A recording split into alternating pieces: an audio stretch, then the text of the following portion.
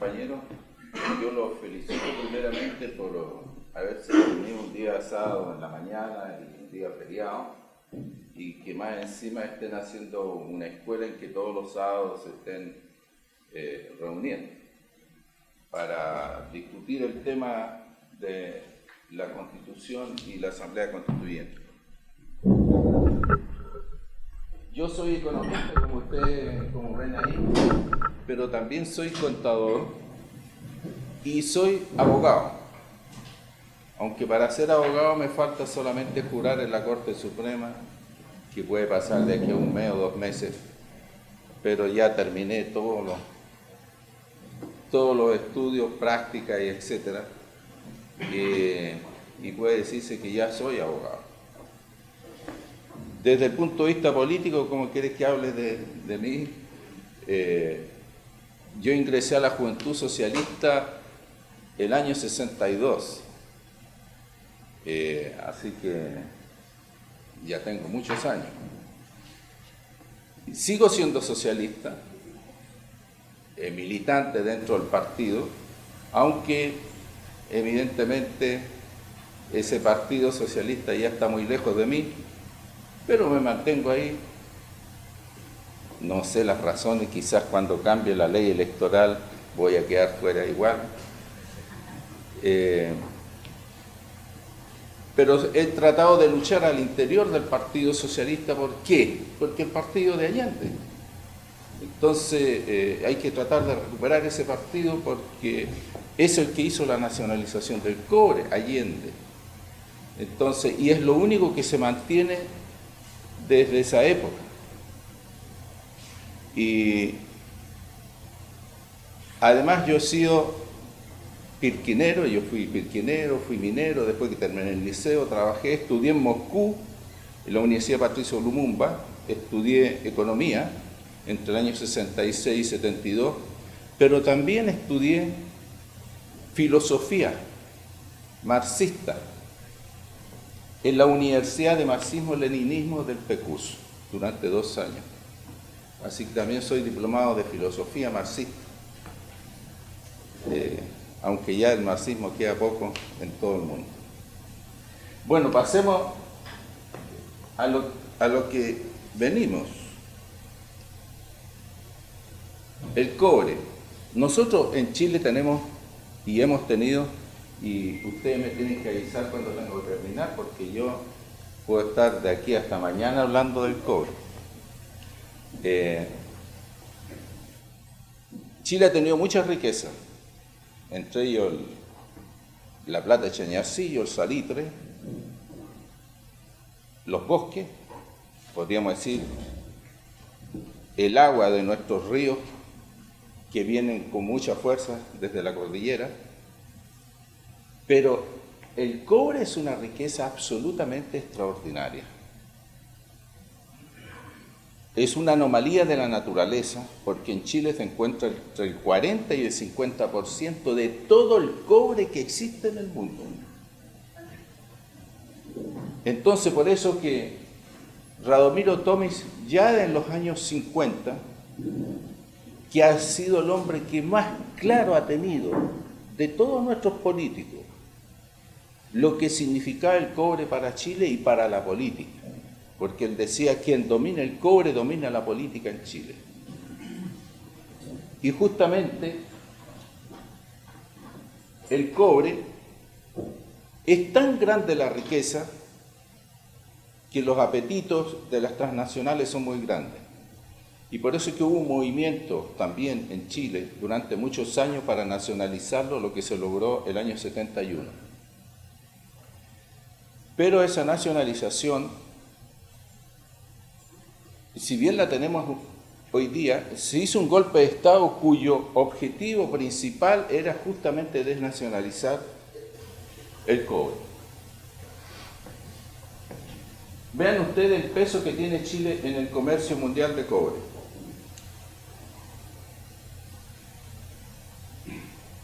Tenemos el 50% del comercio mundial de cobre, porque aquí faltan algunos países que producen cobre. Por ejemplo, China produce un poco más que Perú y Estados Unidos un poquito menos que Perú, pero no está aquí porque ellos consumen, China consume 4 veces lo que produce y Estados Unidos 2 veces lo que produce. Por lo tanto, los que aportan al comercio mundial del cobre son principalmente Chile, Perú y Congo. Congo está produciendo un poco más que Perú en la actualidad y por eso que hoy día ha bajado el precio del cobre, porque Congo está produciendo 1.300.000 toneladas. Ha avanzado mucho Congo en la producción de cobre. Entonces, esa es la relación que nosotros tenemos respecto al cobre. Si nosotros podríamos decidir el precio del cobre nosotros solo en Chile, porque tenemos más, dominamos el mercado más que la OPEP, que son 11 países, en el petróleo. Sin embargo, nunca hemos hecho nada porque tenemos políticos que están completamente entregados a las grandes transnacionales. Como le dije, el golpe de Estado se dio para recuperar, para que los norteamericanos recuperaran, porque todas las empresas que fueron nacionalizadas eran norteamericanas, para que ellos recuperaran el cobre, era el golpe de Estado. Y presentaron, en 1975, el ministro de Hacienda de la época, Fernando Lenis, presentó un proyecto para privatizar Codelco. No Codelco porque Codelco no existía como empresa, sino que eran 5 empresas nacionalizadas. Y eso se discutió en la Junta de Gobierno. Este es parte del acta número 214A del 15 de julio de 1975. Y quien dijo esto era un porteño, el querido almirante Merino. En la Junta de Gobierno se discutió la privatización de Codelco. Y el primero que se opuso, y con más fuerza, las actas son secretas, pero estas ahora ya no son secretas, ustedes las pueden encontrar en la Biblioteca del Congreso Nacional. Y el almirante Merino se opuso a eso, diciendo que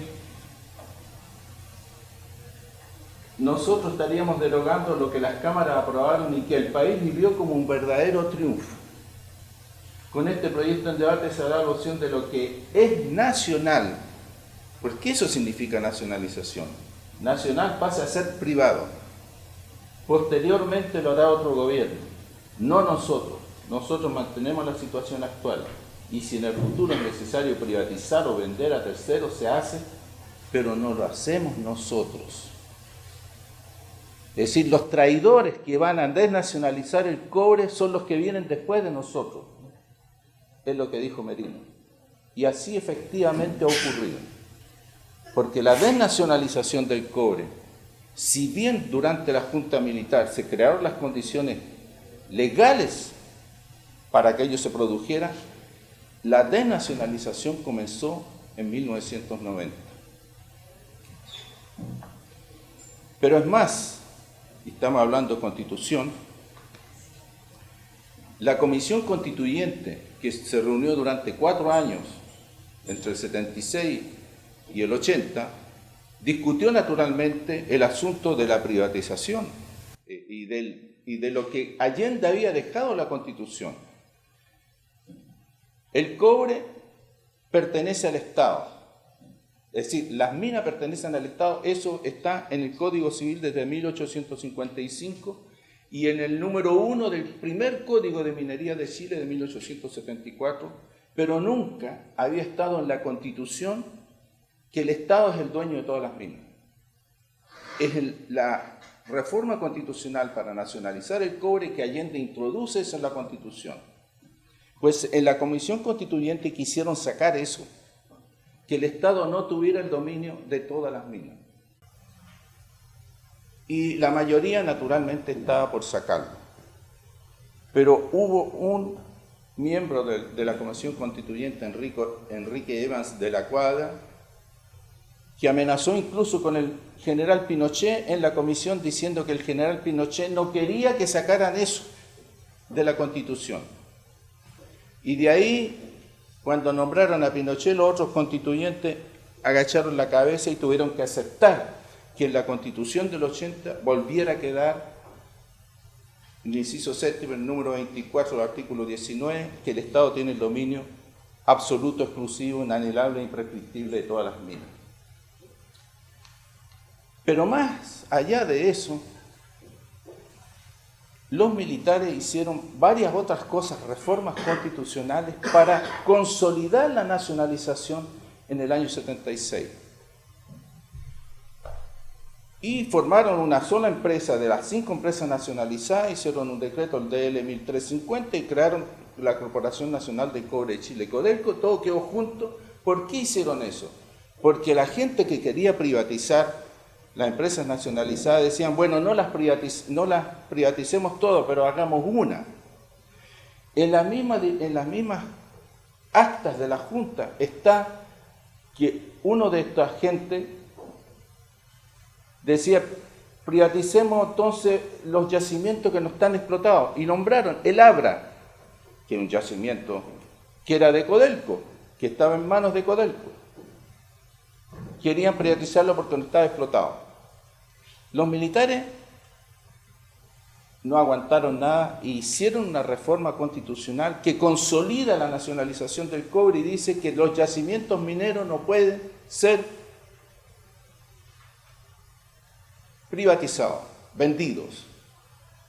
Todos los yacimientos mineros explotados y que fueron nacionalizados. Solo se permitía vender los yacimientos que no habían sido explotados, pero por una ley. ¿Quién hizo la ley? La Concertación el año 92. La ley 19.137, que justamente permitió vender Codelco, vender el Abra, y posteriormente no se vendieron. Codelco ha regalado decenas de miles de hectáreas de pertenencias mineras a empresas extranjeras, sin recibir ni un peso por esos regalos. Todo eso se ha hecho desde el año 94 hacia adelante.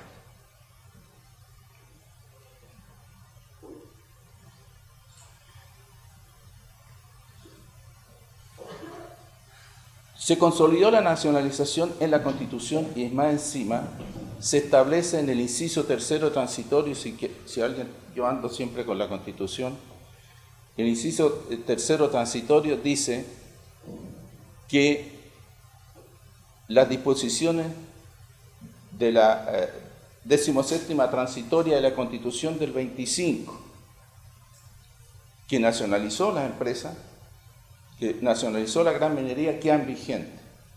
Es decir, la reforma constitucional de Salvador Allende, que nacionalizó la gran minería del cobre, está vigente hoy en la Constitución de 1980. Evidentemente que de esta disposición nadie habla. No se va a discutir en la prensa, en la televisión, ni tampoco se va a discutir esto en las facultades de Derecho. Esta disposición tercera transitoria ni siquiera la nombran en las facultades de Derecho, porque evidentemente es la que impedía que volvieran nuevamente las empresas extranjeras a Chile, a volver a invertir en Chile. Y como eso quedó en la Constitución, las empresas mineras extranjeras que las llamaban, le decían, vengan a invertir, no querían invertir porque si cambiaba de gobierno, es decir, si terminaba la dictadura, los que vinieran podían nacionalizar nuevamente. Y por eso se hizo una ley, la ley 18.097, que la hizo José Piñera, con el objetivo de incentivar la inversión extranjera en Chile. Y miren ustedes quién ataca esa ley. Pablo Rodríguez, GRES, dice que esa ley es inconstitucional, porque evidentemente que lo es, y que es contraria al interés nacional, y que hipoteca el interés de Chile sin ningún beneficio para el país. Eso lo dijo Pablo Rodríguez, que ustedes saben fue uno de los jefes de la contrarrevolución en contra de Salvador Allende, que hicieron terrorismo y todo. Pero es un nacionalista, entonces por eso se opuso a esa ley que permitía que volvieran las empresas extranjeras a invertir en Chile. Pero las empresas extranjeras no vinieron a invertir, salvo una, porque además, el año 83-84, la democracia cristiana, con los dirigentes que tenía en esa época, Gabriel Valdés, Radomiro Tomis, Renan Fuentealba, sostenían que cuando ellos volvieran al poder, todavía no se llamaba concertación, sino que la oposición al gobierno militar, cuando lleguemos al poder, nosotros vamos a derogar la ley minera, la ley de José Piñera. Y por esa razón, las empresas no venían. Además, Radomiro Tomis se convirtió durante esos años en el hombre que más atacó esta ley minera. Incluso él pagaba con su propio dinero inserciones en el mercurio para atacar esta ley.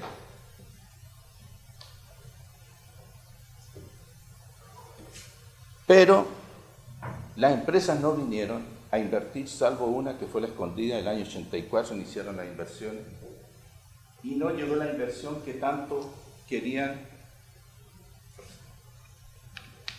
quizás no los militares en general, sino que los partidarios, los civiles, lo que es hoy día la UDI, Renovación Nacional, querían que llegaran las empresas extranjeras, pero no llegaron. Pero en Chile llegó la alegría el año 90, y la alegría llegó para las empresas extranjeras de la minería. Porque sin que nadie lo discutiera, la primera reforma tributaria que se hizo en el gobierno de Elwin, a 29 días de comenzado el gobierno, se envió una reforma tributaria porque el Estado no tenía dinero para hacer todos los cambios sociales que había prometido la concertación. Entonces se hace una reforma tributaria en que aumentan el IVA transitoriamente de 16 a 18%. Y el impuesto primera categoría, el impuesto que pagan las empresas, de 10 a 15%. Pero en esa misma ley, como una letra chica de los contratos de seguro, hay una modificación a la tributación minera, que no fue discutida por diputados y senadores. Ustedes pueden leer, aquí tienen la biblioteca del Congreso Nacional, pueden ir a ver la historia de la ley 18.985 para ver si alguien dijo algo en contra de este cambio. No se discutió sencillamente. Y este cambio tampoco estaba en el programa de gobierno de Patricio Aylwin, ni en el programa de ningún partido de la concertación. Y sin embargo se hizo, sin discusión alguna. Y el cambio consistía en una cosa muy simple. A partir de 35.000 toneladas de producción, las empresas mineras ya no pagarán el impuesto a la renta en base a la renta presunta, sino que en base a la renta efectiva. Hasta ese momento, y era una de las razones también porque las empresas mineras no venían a Chile, el impuesto a la renta se pagaba en base a la renta presunta. ¿Qué quiere decir renta presunta? Que la ley presume la renta. Y la ley la presume de oficio, en base a las ventas.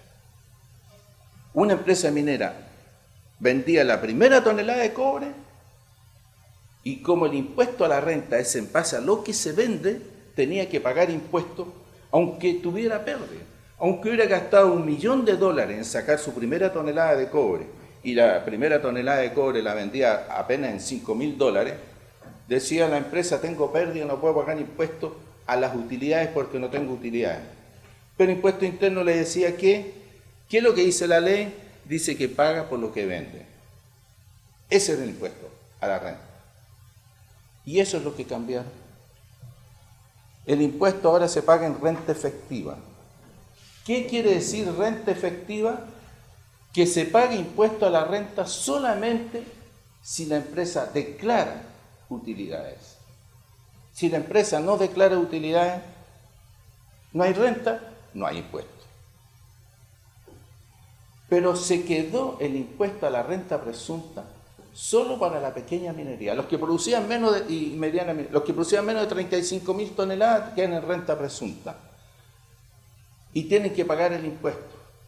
Y ni siquiera tienen que declararlo. Los pequeños mineros y medianos mineros le venden su mineral al ENAMI. Y el ENAMI descuenta automáticamente de cada venta que hacen los mineros, le descuenta el impuesto a la renta. Así que desde el año 90 para adelante, los únicos mineros que han pagado impuestos en Chile han sido los pequeños y medianos mineros.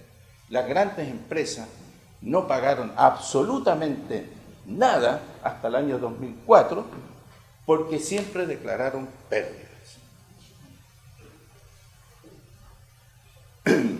Entonces, nosotros ya yo comencé a hablar de este tema de la minería el año 93, porque descubrí por casualidad en una revista que se llama Minería Chilena, que el gerente general de la diputada de Las Condes decía que la diputada no tenía utilidades. Yo dije, pero ¿cómo no van a tener utilidad? Pero además decía, y todos los años enviamos, es decir, se envía a la casa matriz 60 a 70 millones de dólares anuales en pago de interés. En Chile no tenían utilidades, pero le envían interés a la casa matriz. A mí me parecía una cosa absolutamente ilógica, porque en Estados Unidos se pagan más impuestos que en Chile, el impuesto a la renta. Entonces yo no voy a sacar el impuesto de aquí, que es más chico, para ir a pagarlo en Estados Unidos. Es absurdo. Yo me dije, no puede ser. ¿A dónde se está pagando esos intereses? Debe ser en una isla, por ahí del Caribe, donde no se pagan impuestos. Y eso lo descubrimos después, que así efectivamente era. Entonces de ahí yo me empecé a preguntar, yo dije, ¿cómo no van a tener utilidades las empresas mineras extranjeras si Codelco tiene utilidades? Codelco tenía ese año $1.000 millones de utilidades.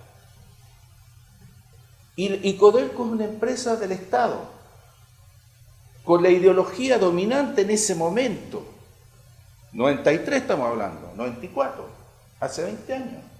La ideología dominante, había caído el muro de Berlín, se desplomaba el socialismo, el capitalismo triunfante, la ideología neoliberal se imponía por todos lados, las empresas privadas son más eficientes que las del Estado. Y sin embargo, estas empresas privadas mineras no tenían utilidades y Codelco sí tenía.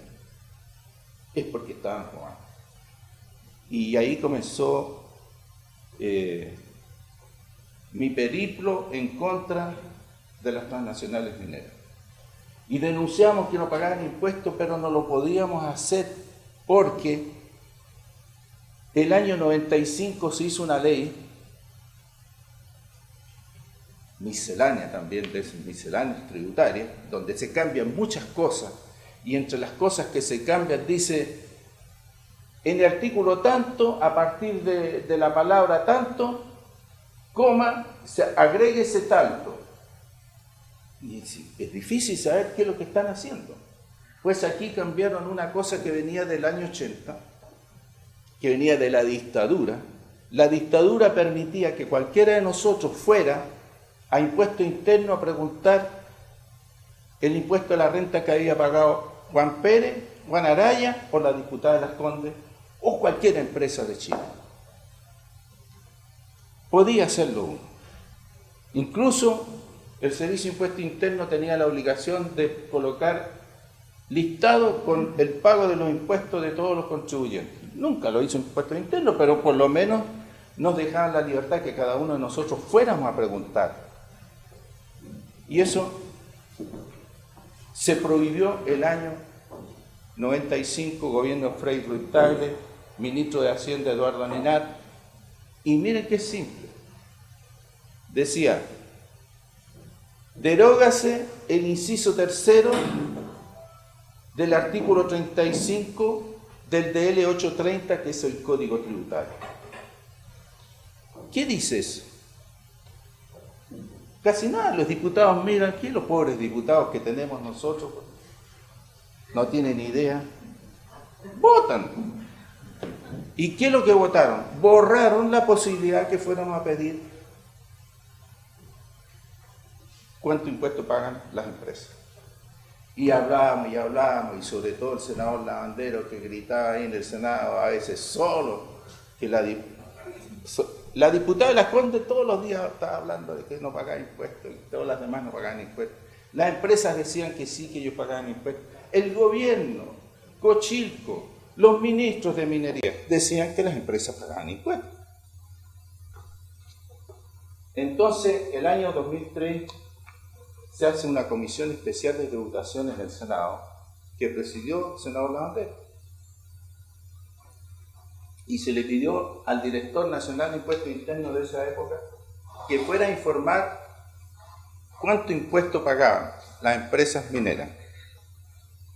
Y el director de impuestos internos envió este cuadro, impuesto primera categoría del año 95 hasta el 2003, pero no podía poner cuál empresa, el nombre de la empresa, porque ni al Senado siquiera, ni a la Cámara de Diputados el Servicio de Impuestos Internos le puede decir qué empresa paga impuestos o no.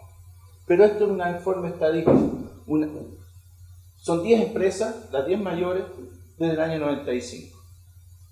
Pagaron 494 millones de dólares de impuestos de primera categoría entre el 95 y el 2003. Tenía razón el gobierno entonces, pagaron impuestos las empresas. ¿Cuál empresa pagó impuestos? No sabíamos. Pero el director de impuestos internos hizo un cuadro que nadie le pidió, pero que es este, y dice número de empresas que pagaron impuestos a la renta. El 95, 2 empresas, después una. Nosotros ya sabíamos que la única empresa que pagaba impuestos en Chile era La Escondida. Y la otra, la número 2, era Minera Manto Blanco Sociedad Anónima, que hoy día se llama Anglo American Norte. ¿Por qué sabíamos que Anglo American Norte pagaba impuestos? Porque era una sociedad anónima abierta y tenía que publicar sus balances en la Superintendencia de Valores y Seguros, y ahí yo veía los balances. Pero pagaron en el año 95 medio millón de dólares. Entonces los 494 millones de dólares que habían pagado el conjunto de 10 empresas prácticamente lo había pagado Minera Escondida. El resto de las empresas no habían pagado un solo peso de impuesto en Chile hasta el año 2003. Es más, tenían 2.700 millones de dólares de pérdidas tributarias acumuladas. ¿Qué quiere decir eso, pérdidas tributarias acumuladas? Que si estas empresas llegaban a declarar utilidades del 2004, 2005, 2006, tampoco iban a pagar impuestos porque tenían que recuperar las pérdidas tributarias acumuladas, que disminuían las posibles utilidades del futuro. Entonces, es prácticamente los 1.700 millones de dólares. Es un crédito del Estado en favor de estas empresas. Es el Estado que le debe impuestos a las empresas. Entonces, entre lo que pagaron Escondida y lo que el Estado les debía a las empresas, podríamos decir que hasta el año 2003 Chile no recibió un solo peso de impuestos de las empresas mineras. Cuando el director de impuestos internos presentó estos cuadros en el Senado, que es un escándalo. ¿Ustedes han visto en su vida un escándalo mayor que este? El único escándalo que se acerca a esto es el robo de las AFP, porque esa es otra cuestión extraordinariamente de ladrones. Sin embargo, la televisión, ¿ustedes alguna vez vieron esto en alguna parte? No, si esto no, la televisión no habló, la radio, los medios, el Mercurio, la Tercera, ni una sola palabra de este escándalo. Ese es el poder del cobre. ¿Se dan cuenta ustedes? Nosotros tenemos entre el 40 y el 50% del cobre del mundo. Y es tanta el dinero que representa esto, que con el 0,1 pueden comprar una cantidad de gente para callarse sobre este tema, que no se sepa nada. Y entonces, usted puede decir, bueno, no pagaron impuestos, pero ¿cuánto cobre se llevaron? Ahí está, 21 millones de toneladas entre el 95 y el 2003. Esto está sacado directamente de Cochimbo. Pero esta es más las 4 millones entre el 90 y el 95. Pero esta es la exportación declarada. Pero ustedes creen, estamos en la Cámara Aduanera aquí, que la aduana fiscaliza las exportaciones de concentrado. No puede fiscalizar la aduana porque no tiene medios ni gente para hacerlo. Por ejemplo, sube el concentrado en un barco. ¿Cómo pesan el concentrado que subió al barco? ¿Cree usted que agarran el barco, lo levantan y pesan vacío y después lleno? No. Lo van pesando en las mismas correas transportadoras que están tirando el concentrado en el barco. ¿Y quién hace eso? Aduana contrató a empresas terceras que trabajan para las mismas empresas mineras, y algunas de esas empresas que hacen esa fiscalización tanto del pesaje como de la calidad del concentrado, del contenido del concentrado, incluso son filiales de las mismas mineras. Entonces, ¿puedo sí. La verdad es que yo conozco bastante de esto. Lo que usted dice respecto de cómo pesan, no pesan por el peso de balanza, sino que se pesa por peso de densidad. Y lo que usted dice es cierto, o sea, nunca va a haber un peso real, lo que sea, porque usted tiene que hacer un desplazamiento de la nave cuando lo cargue. Pero lo más importante no es el peso, es lo otro. Lo que acaba de decir que es los subproductos que van adosados a lo que está cargando. Claro, pero quien pesa esa densidad no es aduana. No, son agencias especializadas en cabotaje. No son las agencias, son empresas específicas para hacer ese trabajo. Y aduana hace una, ¿cómo se llama eso? Cuando licitación. Se presentan las empresas a la licitación, ganan y ganan justamente algunas que son de las mismas mineras. Entonces son dos cosas aquí, el peso y la cantidad. Porque un concentrado de cobre, ¿cuánto cobre tiene? Depende de su ley. Sí, pero ¿quién da la ley? Ellos. Yo fui pirquinero. Tengo hermanos que son mineros en Illapel, ya se llama de 40 años. Ellos venden concentrado a la ENAMI, de 35, 40, hasta de 45% han vendido el contenido de cobre del concentrado. Sin embargo, está acá. ¿Y con qué trabajan los pequeños mineros? Con unas plantitas, trapiches mugrientos, que no lo ha hecho ningún ingeniero, lo hacen ellos mismos con mecánicos y fabrican sus cuestiones ahí, con artesanos, y sacan concentrado de 40%. Y estos que tienen la mejor tecnología de concentración del mundo, con los mejores reactivos químicos, y sacan de 30%, de 31% del concentrado. Entonces podríamos decir que en vez de 30, de 21, más 4, 25, por lo menos se llevaron 30 millones de toneladas de cobre, sin contar el oro, la plata, cobalto, reño, molibdeno, etc. Si lo multiplicamos por el precio actual del cobre, eso significa más de 200.000 millones de dólares. Se llevaron hasta el 2003 más de 200.000 millones de dólares y a nosotros no nos dejaron un solo peso. Y después nos dicen que no hay plata para la reforma de la educación, la salud, etc. Si lo que sobra es plata.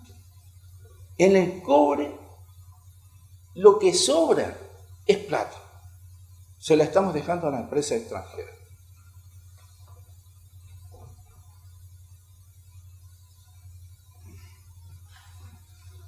Y esta es la diferencia entre Codelco, la empresa nacionalizada, y la empresa extranjera.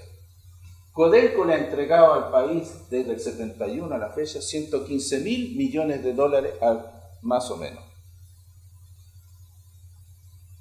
¿Qué significa 115.000 millones de dólares?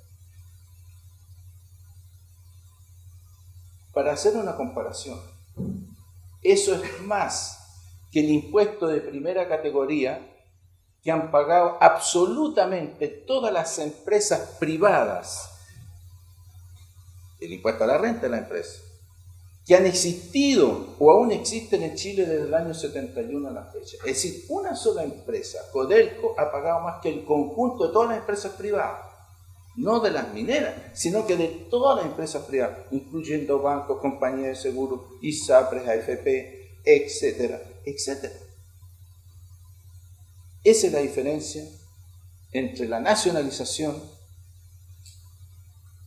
que el Estado explote los recursos mineros y que lo explote los privados. A pesar de que en Codelco están robando. Tengo una querella en el 7º Juzgado de Garantía porque están robando en Codelco desde hace mucho tiempo. Pero aún así, con todo lo que roban, no tiene nada que ver. Cuando dice todas las empresas, podríamos, aparte de los bancos, las pesqueras, las celulosas. Todas, hasta el kiosquero de la esquina. Incluye el impuesto a la renta que ha pagado él. Todo conjunto no alcanza a pagar el impuesto del resto. Rápidamente voy a pasar por qué las empresas mineras no pagan impuestos. ¿Por qué no declaran utilidades? Pero ¿por qué no declaran utilidades? Si Codelco tiene utilidades, todas las empresas deberían tener utilidades, sobre todo las privadas, porque son más eficientes que Codelco, porque le pagan menos a sus trabajadores, porque las minas que tienen las empresas privadas son más nuevas. Codelco ahora tiene que hacer en Chuquicamata la explotación subterránea porque tiene que sacar una cantidad de lastre para poder sacar el mineral del fondo. Y sí, los costos son muy superiores de Codelco porque las minas son muy antiguas. Y sin embargo, la empresa privada no tiene utilidad. Una de las principales razones, es decir, no las principales, sino cómo comienza la casa matriz, por ejemplo, pongamos la diputada de Las Condes. Exxon compró, le vendieron en el año 79 la diputada de Las Condes, que era de NAMI, se la vendieron 29 millones a Exxon, y Exxon invierte en la diputada acá. Pero no invierte, sino que lo hace a través de filiales financieras en paraísos tributarios, las Bermudas, las Bahamas, las Islas Vírgenes, etc. Entonces, en vez de traer la plata para acá, lo que hacen es que una filial financiera le presta plata a la minera chilena. Y esta minera chilena, es decir, la diputada de Las Condes, le paga una enorme cantidad de gastos financieros a esta filial. Por eso decía, cuando le decía el gerente general, decía, y todos los años se envían 60, 70 millones a la casa matriz. No se enviaba a la casa matriz, se enviaba a esa filial financiera en las Bermudas. ¿Por qué? Porque ahí no se paga impuesto a la renta. Entonces, los gastos financieros que han tenido las empresas mineras para bajar las utilidades han sido de 20 a 25%. En la Comisión de Diputación del Senado vino el gerente general de Labra y dijo que los gastos financieros, intereses más comisiones, etcétera, representaban el 40% de los gastos totales de Labra.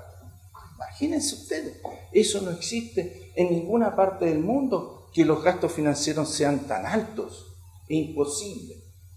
Incluso está prohibido por ley en Francia.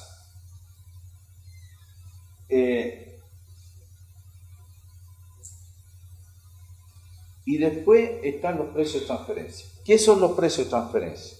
Los precios de transferencia son los precios que se practican entre empresas que están relacionadas. Es decir, esta minera compra de esos grandes camiones que valen entre 40 y 50 millones de dólares. La empresa minera chilena no lo compra directamente al fabricante, a Caterpillar, Komatsu, etc., sino que lo compra a una empresa comercial. Y la empresa comercial está domiciliada en las Bermudas, en las Bahamas, en Andorra, en Liechtenstein, paraísos tributarios, y esa empresa comercial es filial de la casa matriz de la minera chilena. Entonces, en vez de comprar el camión en 40 millones, paga 60 o 70 millones.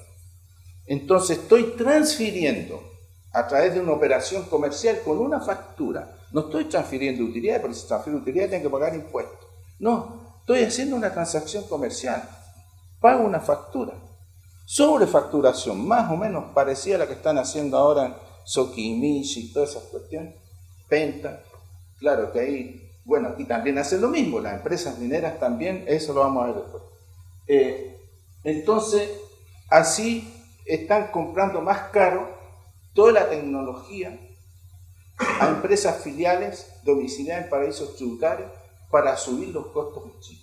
Y cuando vendo, como es concentrado, 100.000 toneladas de concentrado, y le ponen que son 100.000, puede que hayan sido 110.000, y que en vez de 32% el concentrado sea de 38%. Pero además, la empresa que se lleva el concentrado, los barcos en general, ¿a quién pertenecen? A una filial de la casa matriz.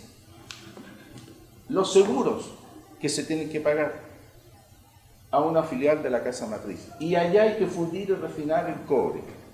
Y por eso también se paga precios muy superiores a lo que del mercado en cuanto a fundición y refinación. Y al final, entonces, con todos los cosas que están pasando, que yo estoy aumentando los costos por un lado y por otro disminuyendo los ingresos por las ventas, naturalmente que las utilidades van desapareciendo. Y una de las formas pasa más o menos lo mismo que lo que ha pasado con Sokimich, con Penta y con todas las otras empresas que todavía no se hablan, porque aquí se está mostrando la punta del iceberg de todo lo que es la compra de políticos por las empresas. Estas empresas también hacen lo mismo. Pagan estudios de mercado en el extranjero por el cobre, cuando le están vendiendo a la misma filial, a la misma casa matriz. ¿Qué estudios de mercado van a hacer?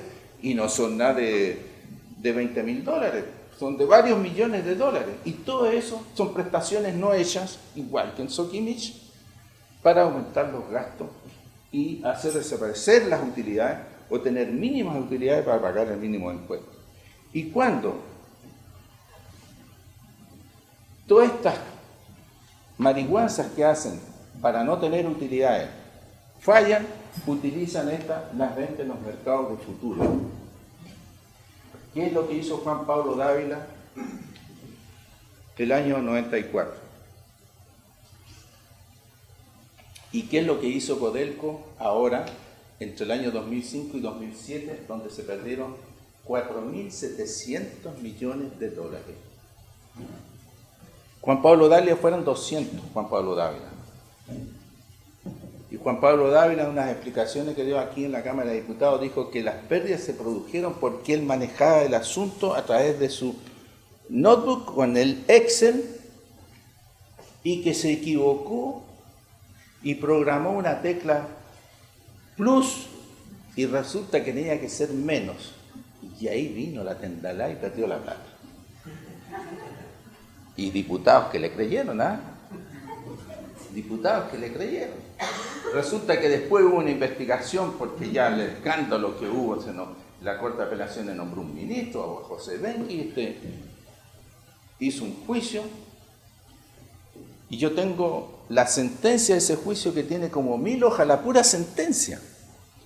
Y para explicarle lo que significa las pérdidas en mercados de futuro, ahí se relata una operación en que Juan Pablo Dávila, por Codelco, vendió por un lado y compró por otro lado a un operador alemán que se llama Metallgestraft, algo así. Y perdió y pagó 3,5 millones de Codelco. Codelco pagó $3,5 millones, los depositó en la cuenta de Metallgestraft por la pérdida en esa operación. Yo no me acuerdo bien si fue el mismo día o al otro día. Metallgestraft, pero de Estados Unidos, no el de Alemania, le deposita a Juan Pablo Dávila $1,5 millones en una cuenta secreta que tenía Juan Pablo Dávila y las Caimán. Eso está en el juicio. Y eso es lo que se ha hecho ahora también. Las pérdidas en los mercados de futuro es perder deliberadamente en favor de un operador o de un comprador, y las empresas mineras, y yo eso lo comprobé en el año 94 y 95, el mismo año que Juan Pablo Dávila perdió plata, en los balances de Minera Mantos Blancos, que también perdió $7 millones el 94, que en relación a Mantos Blancos con Codelco significaba la misma cantidad, el mismo porcentaje de las ventas. Pero el año 95 Mantos Blancos perdió $48 millones, lo que representaba el 25% de sus ventas.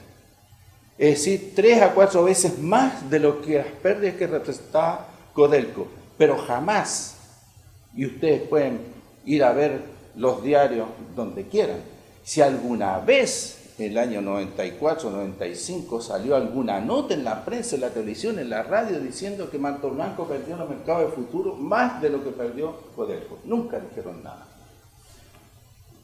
¿Por qué eso se hace? Perder deliberadamente en favor de un operador que es filial de la casa matriz. Por lo tanto, yo estoy transfiriendo dinero para que pierdan y la plata quede en el grupo. Pero la empresa minera en Chile se vaya vaciando de sus utilidades para no pagar impuestos en Chile. Esas son algunas de las formas como nos roban. No sé cuánto tiempo me queda. Ya. Bueno, yo le quiero explicar ahora. Esta es la producción de cobre hasta el 73, 89, 94, 2000. Total mundial, resto del mundo, Chile, Codelco. Entonces, en 89, Codelco produció 1.250.000 toneladas, los privados 386, pero ahí en los privados yo debería haber separado y haber puesto separado en AMI, porque en AMI producía 150.000 toneladas. Entonces los privados, que eran solo 2 empresas que existían en el año 89 cuando terminó la dictadura, una era la Diputada y la otra era Mantos Blancos, que no había sido nacionalizada. Producían cerca de 200.000 toneladas. Ya el año 2000, la ENAM había reducido a la mitad de su producción, así que las privadas extranjeras ya producían 3 millones. En 10 años había aumentado la producción en 15 veces, las empresas privadas extranjeras. Y para que ustedes hagan una relación, entre el 73 y el 89, la producción mundial, 73 golpe de Estado, 89 termina con Pinochet, la producción mundial creció en 1,5 millones de toneladas. Codelco aumentó la producción en el tiempo de la dictadura en 628.000 toneladas. Chile representaba el 7% de la producción mundial en el año 73, el 16 y 17% el año 89. Y sin embargo, el Estado chileno, a través de Codelco, financió el 40% del crecimiento mundial de la producción de cobre entre el 73 y el 89. Mucho más de lo que el peso específico de la producción chilena significaba en el mercado mundial. Entonces, si Chile era capaz de aportar el 40% del crecimiento mundial de la producción de cobre, ¿necesitamos inversión extranjera para aumentar la producción? En absoluto no. Nunca fue necesario, nunca se justificó la inversión extranjera en la minería. Las cifras son contundentes, pero además de esto, con esa ley que les permitió a las empresas venir a llevarse el cobre sin pagar impuestos, porque al hacer con la renta efectiva ellas podían declarar pérdida y no pagar, como lo hicieron. Llegaron en masa las empresas mineras y Codelco, el precio del cobre que el año 89 era de $1.50, 10 años después era de 60 centavos de dólar.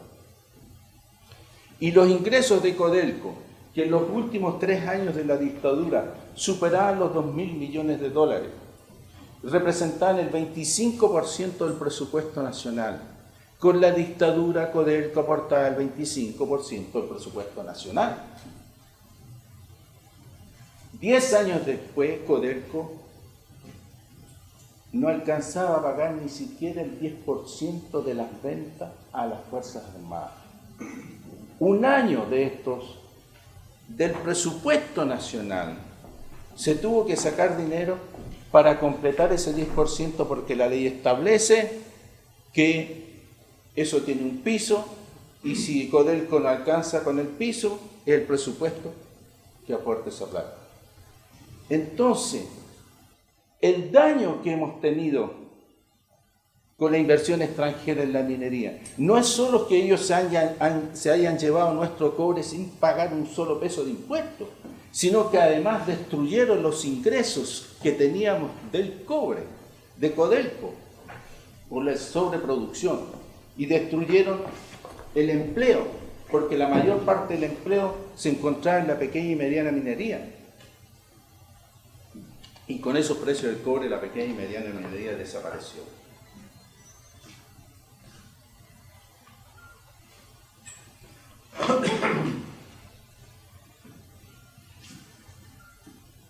Hoy día el precio del cobre, hasta el año 2003, el precio del cobre, 2002, 2003, el precio del cobre estaba en 70 centavos de dólar. El precio del cobre subió a partir del año, comenzó a subir el 2004, 2005, 2006, sobre todo el 2011 llegó incluso a 5 centavos de dólar. Promedio del año 2011 el precio del cobre de $4 la libra. Es ahí, sobre todo del 2006 para adelante, que todos esos fondos soberanos que están afuera no son del cobre, son de Codelco. Sí es por el alto precio del cobre, pero principalmente porque Codelco es el que pagaba los impuestos. Codelco tuvo excedente de 9.215 millones de dólares en 2006, casi 9.000 millones en 2007. Ahí están los fondos del cobre. Las empresas mineras extranjeras comenzaron a pagar algo a partir del año 2006. No todas, porque hay empresas hoy que tienen pérdidas nuevamente y que no pagan impuestos.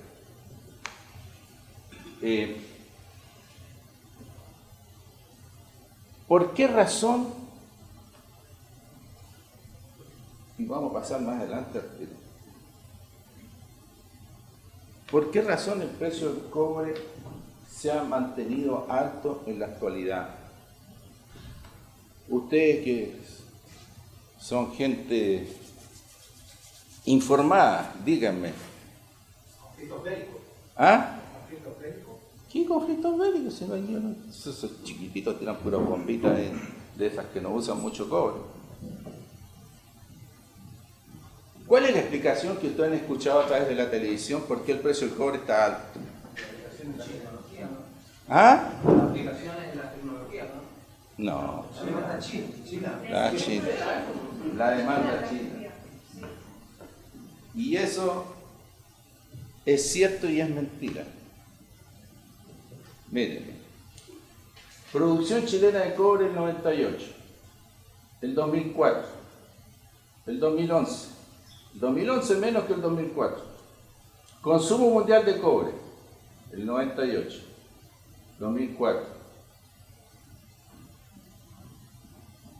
Y el 2011. La producción chilena creció entre el 98 y el 2004 1.700.000 toneladas. Entre el 2004 y el 2011 bajó en 149.000 toneladas. El crecimiento del consumo mundial entre el 98 y el 2004 fue de 3.300.000. Y del 2004 al 2011 de 2.800.000. ¿Hubo un crecimiento del consumo mundial? Sí, pero inferior a lo que existía antes del 2004, que es el año que comenzó a subir el precio del cobre. Entonces, ¿por qué aumentó el precio del cobre? Y ahí están los precios. 78, 1.30, 3.99. ¿Por qué aumentó el precio del cobre si la demanda, si el consumo no había aumentado? Porque bajó la oferta. O dejó de crecer la oferta. ¿Cuál oferta? La de Chile. Porque Chile, que aportaba el año 2004 más del 55% del comercio mundial de cobre, el 2004, bajó posteriormente al 50% solamente, a menos del 50%, porque la producción chilena está estancada. Incluso bajó, hoy día está más alta, 2014, está en 5.800.000 toneladas. Y esa es la explicación. El precio del cobre subió no por la demanda china, sino subió porque la producción chilena de cobre se estancó.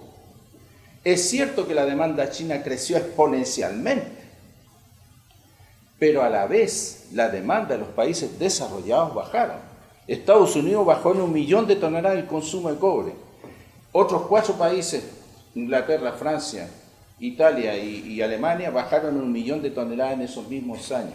Entonces, entre el aumento de la demanda china del 2004 hasta el 2011 en más de 4 millones de toneladas y la baja de los otros países, el aumento del consumo mundial no era lo que hizo subir el precio del cobre, sino que el hecho de que en Chile no haya aumentado la producción. ¿Por qué en Chile no aumentó la producción de cobre? ¿Qué explicación pueden encontrar ustedes a eso? ¿Alguien me puede decir algo?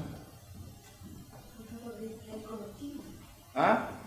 ¿Es que ganó Marcel Claude hace 10 años la presidencia? ¿Hubo un cambio revolucionario en Chile?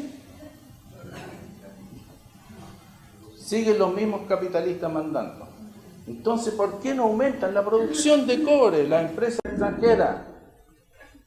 Cuando tienen programadas decenas de millones de dólares, están programados de inversión y no se hacen. Aquí está, ya no me queda ya, pero esta es la explicación. El agua. Se chuparon todo el agua del norte. El gobierno se las regaló en el pasado a las empresas mineras. Dejaron sin agua a las comunidades en el norte. Pero ya no les pueden seguir regalando. Por la simple razón de que no hay. Ahora quizás con todos estos aluviones que están habiendo vamos a volver a tener agua y le van a seguir dando a la empresa minera. Pero entonces, esa es la razón principal que las empresas mineras han dejado de producir en Chile. Es decir, no han hecho las inversiones que tienen programadas porque no hay agua. Tienen que desalinizar el agua. ¿Sí? Es que tiene que ver con el agua. Porque si bien no hay agua dulce, la pueden sacar del mar. Pero para sacar del mar necesitan energía eléctrica y mucha energía. Porque además, tomen en cuenta esto, que no es solo agua. El agua la tienen que sacar del mar, desalinizar y llevársela hasta la cordillera. Porque ¿para qué necesitan el agua? Para el proceso de concentración y además para tirar los tubos del concentrado con agua desde allá de nuevo hacia el mar. Entonces la electricidad para allá, electricidad para acá, es decir, mucha la electricidad, desalinizar el agua y todo eso. Entonces les falta electricidad. Y resulta que son los movimientos sociales, y son los movimientos sociales y las demandas, es decir, la judicialización de esto que ha frenado la inversión extranjera. Porque se paró Castilla, se paró Hidroaicén, aunque no está definitivamente parado. ¿Y para qué está Hidroaicén? ¿Para qué se hace Hidroaicén? Exclusivamente para las mineras. ¿Y para qué se hace el Alto Maipo? Para la minera de Luxich. Y son los movimientos sociales, entonces a veces uno dice que los movimientos sociales no sirve luchar. Sí sirve luchar, porque se han conseguido cosas, como estas, de parar la termoeléctrica Castilla, Punta Alcalde, y la otra que paró el mismo Piñera, en Punta Echoro, ¿no? Ya. Entonces, al parar todas esas centrales eléctricas, no han podido hacer tampoco la transformación del agua del mar en agua dulce para continuar con los procesos. Entonces, gracias a la lucha social, se ha logrado parar el desfalco del cobre. El robo, porque es un robo extraordinario, demasiado grande.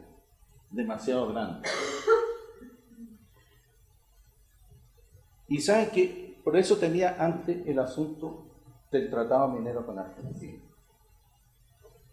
Y el tratado minero con Argentina se firmó el año 97, cuando el cobre costaba 70 centavos de dólar. Había una sobreproducción extraordinaria. Y Argentina, ¿para qué se hizo el tratado minero? Porque Argentina está ahí, desde la cordillera, y aquí está el Pacífico. Pero el Atlántico está 10 veces más lejos de la cordillera que el Pacífico, o 5 o 6 veces más lejos. Entonces, explotar los yacimientos mineros por el Atlántico no les conviene porque el costo de explotarlos por Chile es muy bajo en relación a llevarlos hacia el Atlántico. Entonces hicieron el tratado minero para que los yacimientos de la cordillera argentina, que hay varios y muy grandes, pudieran salir por Chile. Y el año 2000, esto pasó al Senado, y ahí nosotros dijimos, ¿cómo paramos esta cuestión? Porque sabíamos que si esto se hacía, Argentina iba a producir 1 millón de toneladas de cobre.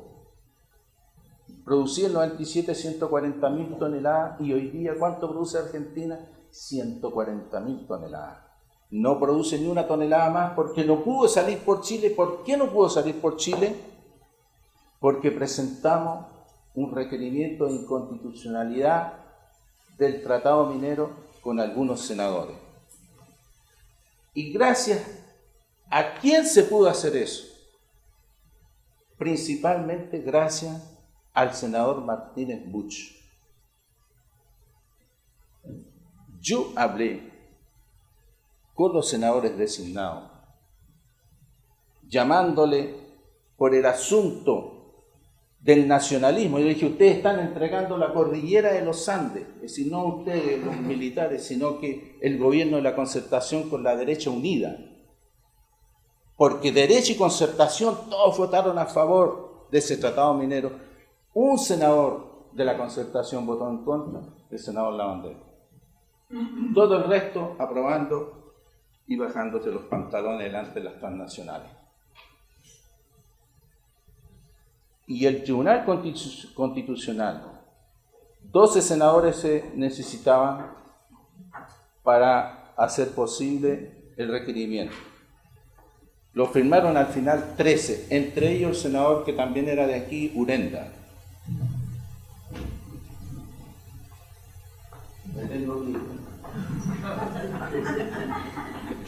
Entonces, y el que está ahora lo metieron preso, que está en la casa del...